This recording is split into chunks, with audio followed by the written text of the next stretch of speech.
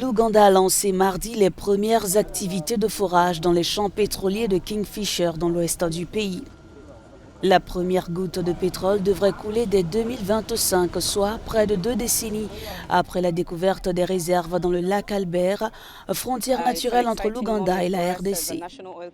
C'est un moment excitant pour nous en tant que compagnie pétrolière nationale, mais aussi en tant que pays, car il y a plusieurs inquiétudes sur la date de sortie du premier baril de pétrole. Ce n'est certainement pas aujourd'hui, mais un grand pas dans la bonne direction.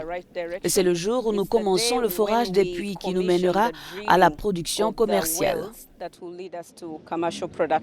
Ce pétrole sera exporté par un oléoduc de 1443 km reliant les gisements du lac Albert dans l'ouest de l'Ouganda à la côte tanzanienne sur l'océan Indien. Le pétrole de Kingfisher ira vers le nord à 50 km jusqu'à Kabale, tout comme le pétrole du développement de Tilanga ira vers le sud sur 100 km jusqu'à Kabale, qui est le point de départ du pipeline EACOP.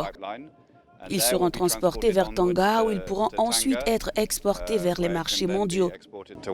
Et donc les trois projets Kingfisher, Tilanga et EACOP vont de pair. Vous ne pouvez pas avoir l'un sans l'autre. L'oléoduc doit transporter le pétrole et le pétrole doit être produit ici.